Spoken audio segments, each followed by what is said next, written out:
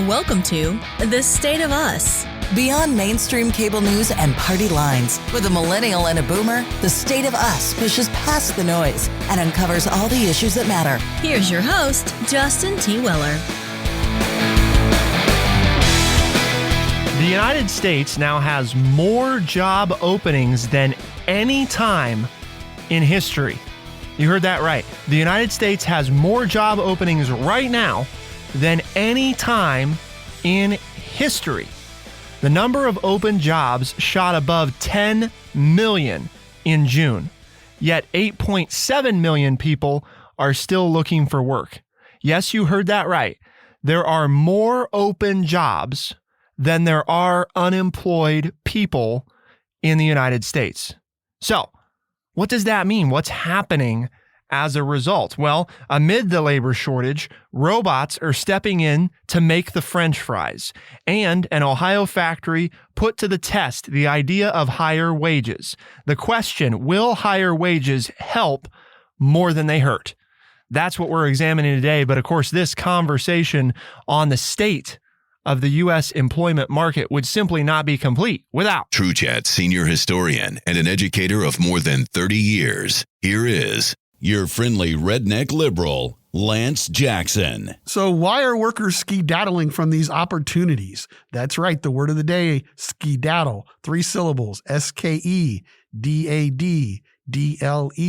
means to run off or away, to leave in a hurry. You know, there's a lot out there. I mean, people said, well, you know, you got your COVID money. I just heard that last night. Some people were talking to me, well, there's that COVID money. When that goes away, people will go back to work. They're worried about being sick still because you have COVID. If we had more people vaccinated, then they could go to work. Whatever it is, we need to figure it out. And I think the problem in my mind, and we'll talk about it today, is that we need to redistribute the wealth. And I don't mean that now. Don't turn me off. Listen, you crazy liberal. What are you talking about? We're going to take my money. It's one of these things. If you're a business person, the only way people will buy things is if they have money. Now, I think, so how do you get money in their pocket? Well, do you want the government just to give it to them? Or do you want to incentivize work by raising salaries? I understand that might cost jobs in the short term. I understand that big I word that nobody likes, inflation. But is this way working? So again, join the conversation. If you have an idea, let us know. Send us a message. Well, there are other options, obviously. And there are other options, but it's like, folks, I'm looking for an answer, okay? I'm not saying my answer is the answer. But what are we going to do? How do people send us their thoughts, Lance? If they I don't know. Okay, they send us an email. I'm having a brain freeze here. I wanted to say they can send us an email at thestateofus.org, but I don't think that's right. Well, they send us an email at podcast@thestateofus.org, right? Because that's an email address, podcast@thestateofus.org. But I just, Lance, we hear that refrain, right, all the time about, and I mean, in fairness, you and I have said it before too, the frustration, right, with this notion of what are these people doing that are sitting on their butts that aren't working, right? But I think this is one of those, again, we're too monolithic in our society. There could have been a word of the day too, just submitting for future request, in that we are too narrow in our thinking about issues, right? In other words, we say, you know, well, there's all these jobs and they're not going filled. So the issue is that people are lazy and sitting on their butt. Or we say, well, you know, the issue is that there's not enough people to fill the jobs, or the issue is that we don't pay people enough. And we all argue about which of those 3 things it might be. And part of what I think we're talking about today is, well, no, it's all of those things, right? It is that there are people who need to get off their lazy butts and go work, right? It is that we don't pay people enough. And it is that there are not enough people to fill the various jobs that are available. Because the other thing is, and this we talked about before the pandemic, almost right before the pandemic, I think, in fact, Lance, was the labor shortage. And we had an episode with the conference board at the time where we talked about when the number of, you know, like right now, there's, you know, more than 10 million open jobs, and there's 8.7 million people who are unemployed. So that's, well, why aren't all these people employed? Well, it's not a 1-for-1 fit, right? I mean, if one of those job openings is for a chemist, Lance is not going to be taking that job, right? Exactly. You wouldn't want to hire me, right? Yeah. I mean, that would be bad, right? So that would not be the proper fit. Likewise, if there's a chemist out there and, there's an opening for a teacher or a coach, they may not be the most ideal person to fill that job. And rather, somebody like Lance might be a better fit. So the whole point is we have to not let the media, right, which we're being sensitive to the reality that we are a part of, but the media holistically convince us that issues are so singular. They are dynamic. There's this one fix and one fix only. And if we do this, we'd solve all the problems in the world. That's not the way it works. Well, just like if you hear liberals out there promising you that, if we raise wages, everything will be fine. No, it won't, because there's still not enough people to do the jobs that are available. So no, it won't, right? I mean, that doesn't fix the problem. Does it make the problem better? Yes, it does, but it doesn't fix the problem. And that's an uncomfortable reality of we are fortunate that we have a strong economy, which means that there's this great demand for all these job openings. Companies want to hire people, but there's not enough people who want a job to go fill those positions. And even the people that want them may not be, necessarily qualified to get those positions, which is why we see part of what we're talking about today, Lance, right? Which is this idea that companies are trying to figure out what to do about this, right? Because, they know business people are out there and frankly, you hear the fancy headlines, right, about these politicized business owners, but most business people are out there and they just want workers who are going to show up and do the job, right? And if that means they got to pay more, then that's what they're going to do. If that means they got to put a robot in here to make the French fries, then that's what they're going to do, darn it, right? And if they have to, if they raise prices because they had to raise wages to get workers, okay. And again, and I know that this might be falling on some ears that don't want to hear this, but should your fast food meal be cheaper than buying groceries and cooking something healthy? Now think of the snowball effect here. I'm eating fast food, so now I'm not as healthy. So now I go to the doctor more. I take more pills. I have to have more procedures. And then we complain about medical cost. Would we all be better off if that Happy Meal were more expensive so that it was something that was a treat once every other week, rather than a nightly pickup because it's cheaper and easier than buying vegetables at home and cooking them myself and serving my family dinner like my parents did? I remember we got to eat out. Once I got older, we never ate out when I was a young child. When we moved to the big city, my mother would pick up pizza or something on a Friday night, and that was eating out. Every other meal was eaten at home. Mom cooked every night, and we grew up healthy and happy.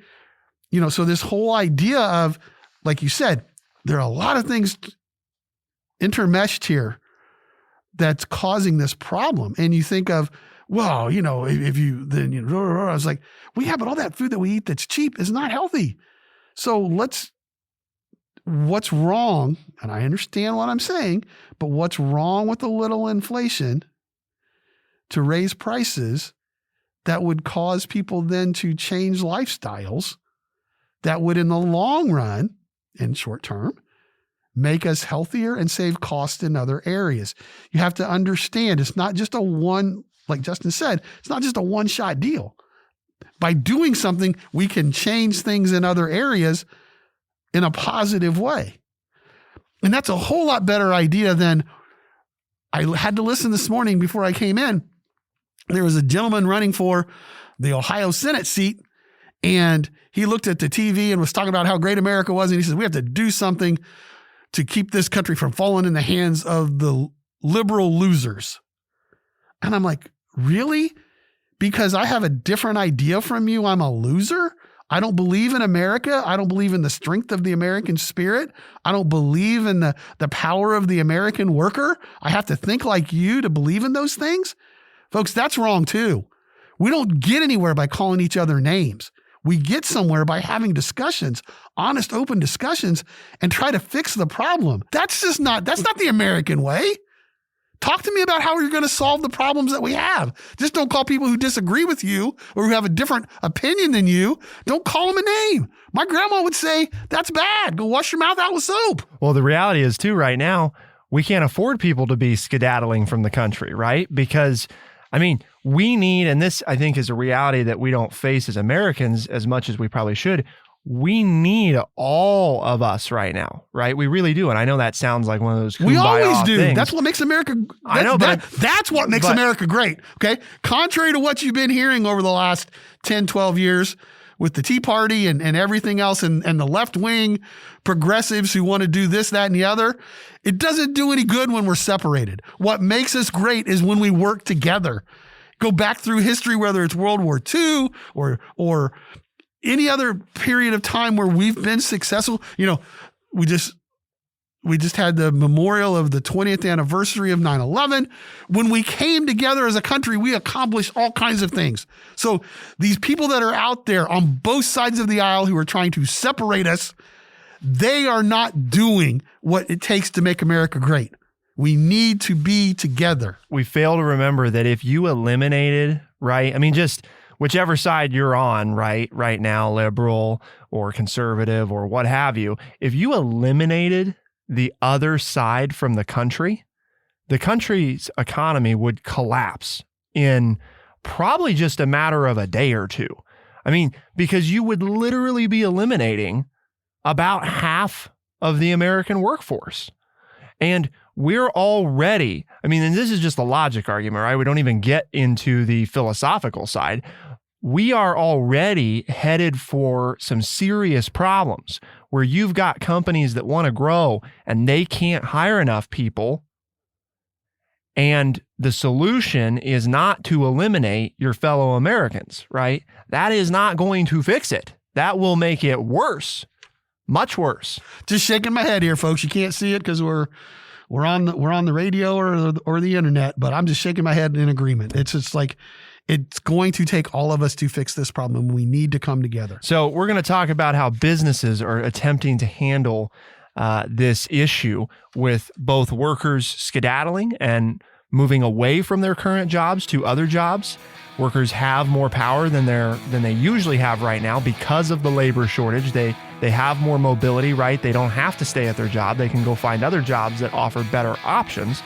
So we're going to look at the workers that are skedaddling jobs, but we're also going to look at what about the places that simply, they're not losing workers, they just can't find workers to fill the positions they have. How are they handling this? Well, to find out, keep it here on The State of Us, and we'll be right back.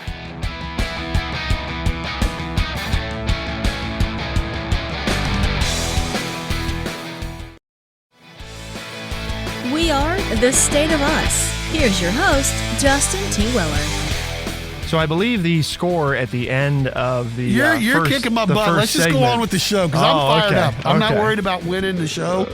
I'm worried about helping America become a better place. I think that I'm glad that's on tape. Lance just said he's not worried about. I got to fix America first, then I can win my individual battles. Okay. I thought I had us as just 3-2, so it's close, right? I don't know. You're nailing it, but I'm taking the lead. That's good, and I may be just throwing one at you to get you to quit, so then I can come back and win at the end. Oh, okay. But I am fired up right now. If people can't tell, I am fired up about this issue. I am so sick and tired of people saying you have to be in one camp or the other to fix a problem. And it's like, well, that's the wrong answer in this case, right? Because what we talked about in every case, but particularly in this case. At the beginning of the show, you will not fix it with just one of those notions. You just said it. You just said it brilliantly that we need everybody to go to work. We need everybody working. We need everybody shipping products and driving trucks and selling the products and accepting the money and we need all of this, right? And you don't do that if you exclude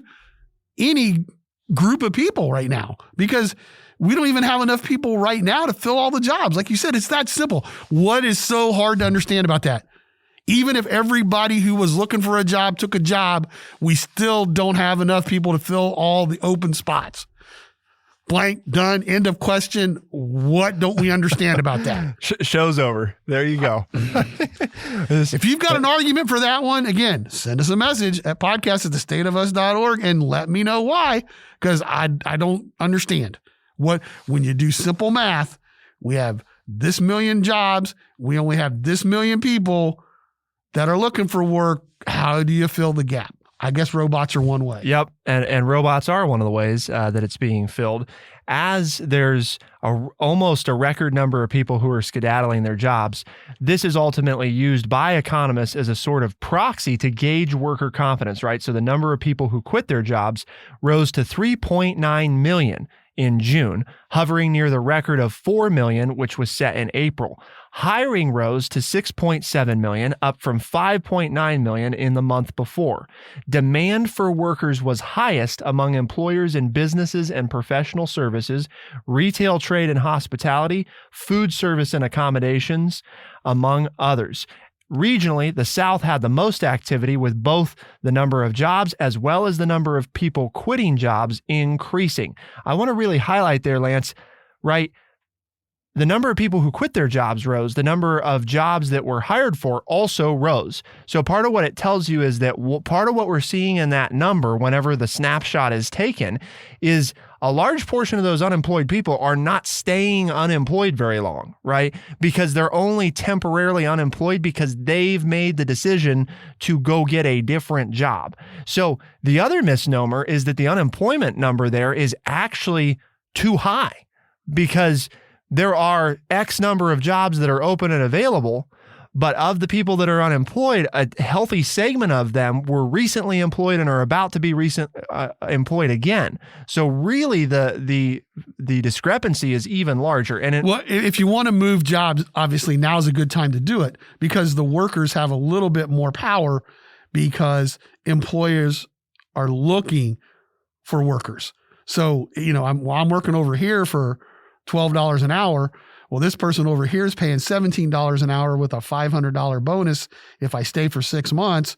Well, I'm going to move over here and work for this person because I can do the job and I make, 30% more money and I get a bonus. So to your point, we're seeing a big movement within the workforce going after the better paying jobs, which, are we really going to be against those people? Well, right? I mean, would you not go to a better paying job if you had the opportunity? Well, and for the places that it's even harder to find workers, right, there are more than 1.3 million unfilled job openings just at restaurants and hotels. That's double the number from a year earlier, according to the Labor Department. Two of the lowest paying jobs historically in our country. Yep. Why? Like I just said, if you can go get a job making more money doing something else, why wouldn't you? So what jobs are going to be available? The lowest paying jobs. Yep. Because workers are going to go to where they can make more money. And so these employers are looking for ways to fill in. And that includes everything from self-ordering kiosks, which, by the way, Lance and I have both now experienced right here in little old Urbana, Ohio, right? Our town of just 12,000 people, our Subway now has in the drive-thru, you do not order with a human being. Right? It is a large touch screen that you pull up to, and in Lance's case, in his big old maroon truck, right? Pull right up to that touch screen and you punch in your order, and then you drive up to the window, and then the person hands you your food and takes your money.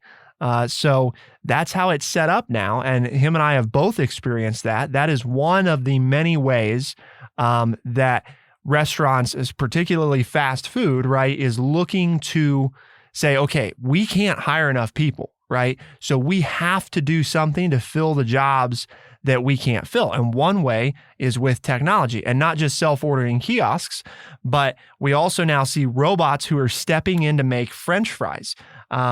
It started sort of as a gimmick, but actually became the real deal at White Castle.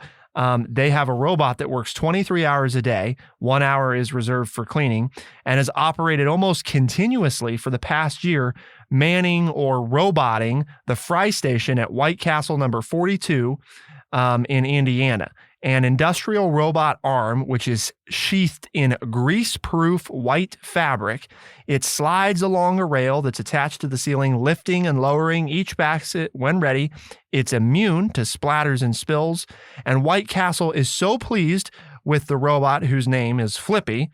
They're so pleased with its performance that in partnership with the maker, the chain plans to roll out an improved version to 10 more of its restaurants across the country, which we are sure will only increase.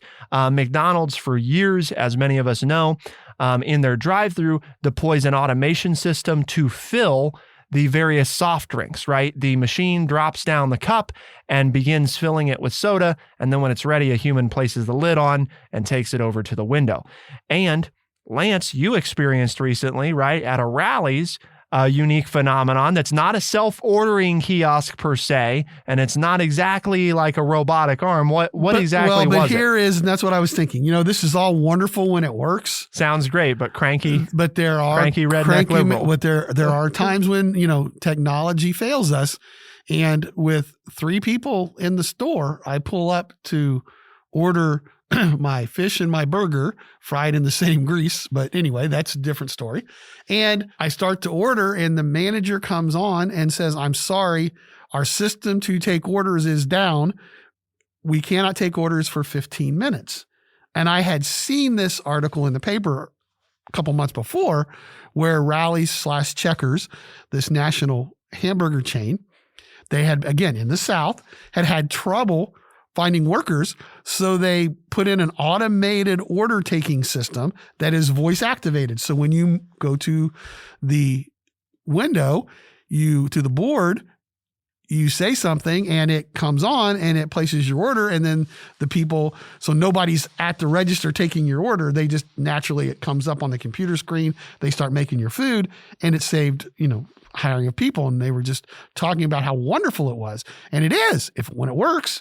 But here was a gentleman, the manager of the store, telling me that, we can't, the system's down the order taking system is down for another 15 minutes. We can't take your order manually. So you can either wait or come back. So they lost my sale because the internet was down, and that's the way the system works, and they couldn't take orders. So again, machines like people work when the technology works. And I understand the machine never calls in sick, but there are then glitches still that need to be worked out. And for 15 minutes, that particular store lost customers because they lost internet connection.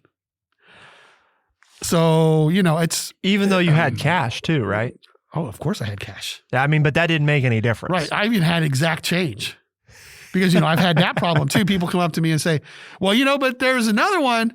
We were at another establishment, and they, on the sign, as I ordered, they said, just so you know, our credit card machine is down, so we only take cash today. I hope that's not a problem. I said, not a problem here. Always got cash. So again, technology is wonderful when it works. And I see all these people with their debit cards and credit cards and, and it's like, I got cash. And I had somebody then I went to another one, and they go, well, if you have cash, you have to have exact amount because we don't have any coins. And I'm like, got you covered. Got my little Altoid box here full of quarters and nickels and dimes and pennies. I can give you exact change. And they go, okay, then sir, go ahead and order. So, your friend the redneck liberal is prepared for all situations. Lance is skedaddling from those restaurants with automation, or at least trying to, unless his wife directs him to pick up some Subway. I avoided. The Subway thing was a one-off. I will never go back and do it again. They don't want me to, because the line of cars that developed behind my truck on that Sunday afternoon, as you're cursing at they would have been right. It would have been much faster kiosk. Had somebody taken my order verbally. They would have gotten 3 more customers through. But I did place my order for the 2 subs, and they did get it correct. So, that's always a win-win when you go through the drive-through, that not only did you order something and get to pay for it in the manner that you wanted to, it's actually correct in the bag. Oh, I can't tell you. I don't know if this is a problem everywhere or not, but fast food in Urbana, Ohio is pretty much an oxymoron. It does not. I don't think there's any fast food restaurant except for one, and it's only at a certain time of day, that's truly fast. And give credit where it's due. It's Tim Hortons. The Canadians are bringing us some bestowing us gifts from above. So actually... but they're only open 3 hours a day because they can't find enough workers. Right, yes. They're only used open... to be a 24-hour joint that now closes at 6 p.m. Yep. Yeah, well, it kept getting... They stepped down from 24 hours, and it's like, well, now we close at 9, and then they stepped down to 6.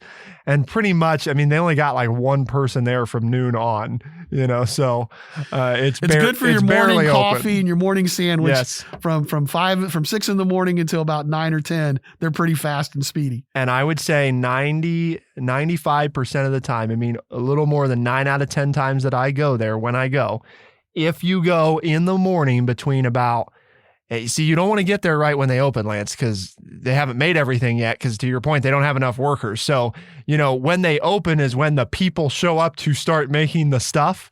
So if you show up at 5 or whatever when they open, we don't have any bacon yet. Well, can I have a donut? Well, no, we don't have those either.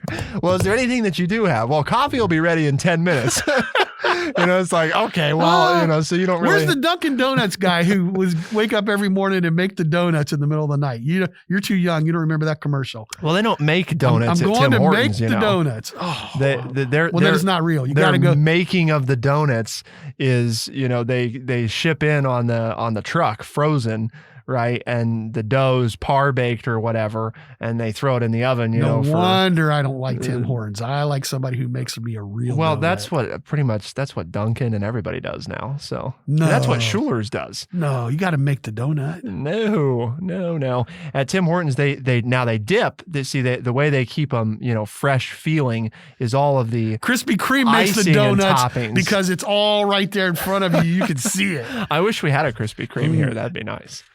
There is 45 minutes away. I know where it is. Nothing quite like a fresh Krispy I never Kreme. Not buy a Krispy Kreme donut when the sign is on. In addition to the news about robots filling in for humans, which I'm sure some of you have experienced yourself, we've got to talk about something that's happening right here in the great state of Ohio, which is a factory that put to the test the notion of will higher wages help more than they hurt. And it's what they learned is interesting, and the way they went about raising wages is curious. To find out the specifics, keep it here on The State of Us, and we'll be right back.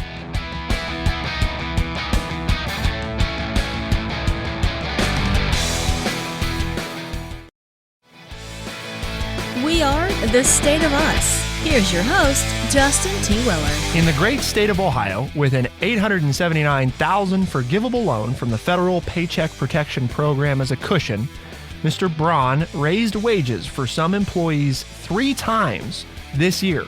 Starting pay for machine operators, the toughest position to fill, jumped by $4.55 per hour to $18.25 an hour, and to $19 an hour for the night shift. The early signs appear favorable, if initially bumpy. Custom Rubber Corp's headcount climbed to 124 in July from 91 at the end of January. That's a 25% increase for the workforce, by the way. Profit margins hovered between 5% and 6% in recent months, roughly double the 3% the company had come to expect in a good year. So how does your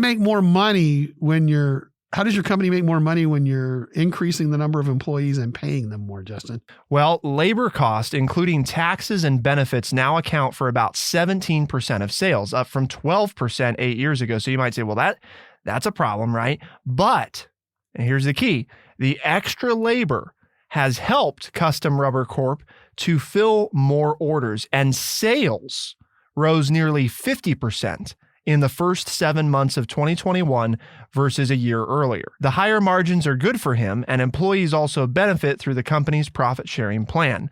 Eligible employees receive $355 in the second quarter of this year, the most the company has paid since 2012. You got people that are going to work at not a particularly easy job, machine operators, to make rubber, all kinds of rubberized stuff. And this guy said, okay, I've got this cushion, right? This forgivable loan from the federal government, and I can test and see what would happen if I increase pay by $4.55 an hour. And what he found was, yes, my costs associated with managing the workforce went up, but my sales rose by a greater margin than my costs increased. And my margin got better on my equipment and fixed assets because they were being used more often and more of the time. So in other words, my return, right, on investment of all this equipment that I've purchased to make my rubber, that is paying back even better. But Justin, as you said in the first segment, to be fair here, he says this isn't a panacea. This isn't going to fix everything. He said, I still have a high turnover rate. Of the 21 people I hired in July, we lost 13 of them. And because of the time it takes workers to get good at their jobs, it's going to take a year to see whether or not this works. And he says, the bottom line is, if the culture at the business stinks and the work is unsafe, I will continue to have turnover. But he called higher wages the price of admission. Without them, he said, we couldn't even get viable candidates. So it's a first step. It's right. It's one of the steps that we need to take to come together to fix this problem. Just one thing is not going to fix it. I mean, he even says it. This is going to help us. This is going to get us through this tough time, but we need to continue to work on ways that we can stop recidivism, that we can keep people from skedaddling and going to other jobs and jumping around. I have to try to find better ways. And, I also have to increase my sales force so that I can continue to sell more products. But he said it got us through this rough time. And that's the point that we tried to make in the first segment. There's not just one way to do this. We've talked about robots. We've talked about increasing wages. Okay. But there are still, you have to make the workplace safe because he talks about, here's another one. He has 2 Amazon fulfillment centers within a 30-minute drive of his factory, and they're paying $18.50 an hour and $1,000 signing bonus. So you also then have your local competition for those same jobs that you have to work with. So again, he goes on to say that I think I can boost starting pay to $20 an hour and get a higher caliber of worker, but I'm not sure I can do that. And maybe I'll just have to promote the people that I have and work that direction.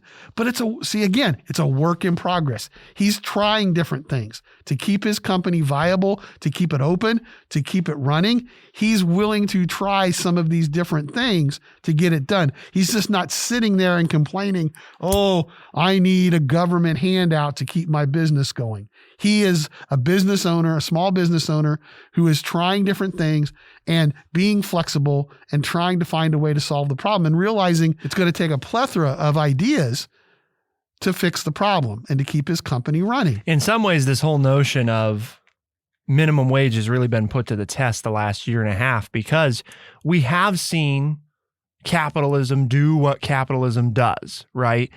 At its best. And I think that's a, important caveat there. But at its best, right, when demand increases and the demand for workers has increased and the available supply decreases or stays the same, thereby widening that gap, what happens? Well, you have to pay more for whatever the good or service is. And in this case, it's workers, right?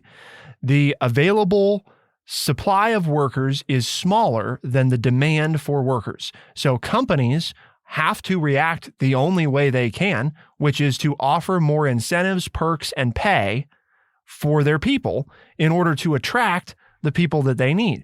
And it's just like that for consumers, right? I mean, we all remember, I think it was a thing here locally, the run on toilet paper, at least in little old Urbana, Ohio at the beginning of the pandemic was crazy. You couldn't find it anywhere. And then when you could, you had people that were, selling it on Facebook and all kinds of stuff for stupid markups on toilet paper. But again, that's the way the system's designed to work, right? And I'm using air quotes there because really the only design behind the system is supposed to be the ebb and flow of demand and supply and what the economy and market dictate. And in this case, what they dictate is workers are the commodity that is the most needed. And in order to get it, you have to come up with unique ways to attract people. And we've seen, right, it's not just wages that companies are looking to. As this guy said, it's the starting point, because you also see a lot of companies now that are offering places like McDonald's that have been doing it for years, but Walmart and other fast food chains are stepping up to say, hey, we're going to help you with your education, right? If you want to come here and you want to go get more education and you're full time, we'll help you make that happen. That's just another one of the ways. And recently, I just saw an article this morning in the Wall Street Journal about companies that are now looking at making, before people apply, more transparent their flexibility in regards to family schedules. Somebody in Ohio, in the Midwest, who owns a small business factory, who I'm sure lots of people listening to the show would have some preconceptions about. He's talking about culture in a little tiny factory in the Midwest in the state of Ohio. Okay. That tells you something about the state of the labor market when somebody is talking about culture in that type of setting. And that's the American way. You have a problem and you find the way to solve it and you do what it takes to solve it. And it's usually multiple things. You do something and it helps in it. And then you find that just leads you to another shortcoming. And then you find a way to fix that one. And if you stay at it and you'll put the time in and you'll work hard, then eventually you're successful. And another one of these things that people complain about, like, well, I've been here 8 years and now these new people are making almost as much money as I do. But I thought this one person had a great response. They said, why do I care what they're making? If they're not here doing the job, I don't have a job because they have to get the work done so that I can do my job. So as long as I'm getting my paycheck, that's a plus. And, again, that's the way to look at it. Okay, I've been here and I deserve more money. That's a great argument. But if those new people don't come in and do their job, you don't have a job. And if I've got a job and I'm making money and I'm paying my bills and I'm buying stuff, the economy works. That's what makes the economy work, not division, but the coming together. And that's why we're having this conversation. You want to keep workers from skedaddling away from jobs, but we also have to recognize it's not just workers leaving jobs, it's also that there's not enough workers to fill all the jobs. And as Americans, when we face the problem and accept that there is more than one issue here, right, that neither side is really proposing a true fix, they're only proposing partial fixes, then we can really fix the problem. And that's what we're all about here on The State of Us, is having that conversation, right, Lance? That's right. And we're running out of time, so we've got to skedaddle. But our mission here at True Chat is to educate people by providing honest, open, and respectful conversations. And before you skedaddle, have that conversation with people at work. And if they like the show, tell them. They can find us on Spotify, Overcast, Stitcher, Apple Podcasts, and everywhere podcasts are found. Lance is intractable. Just so you know, when we were coming up on the closing, the score was 3-2. I took it up to 4-2, and now he tied it all up here in the last minutes. I guess we're going to have to take a play out of international football, right? Soccer here in the United States, and accept a tie for the day before we skedaddle out of here, or maybe not. Remember, The State of Us is available Tuesdays and Thursdays by 4 a.m. Eastern time for regular episodes of the podcast. We do have special edition coming this Saturday, the continuation of our Facebook series. That's only available as a podcast, so be sure to use one of the ways Lance mentioned to tune in. We also distribute our show, the regular editions, on the weekends in select talk radio markets, AM and FM radio stations around the country, so check your local talk station and see if they carry The State of Us. For The State of Us on True Chat in Urbana, Ohio, I'm Justin T. Weller. I'm Lance Skedaddle Jackson. Special thanks to our producer, Bradley Butch, and thank you all, our audience, for tuning in. We're going to skedaddle out of here and see you next time. Be the change.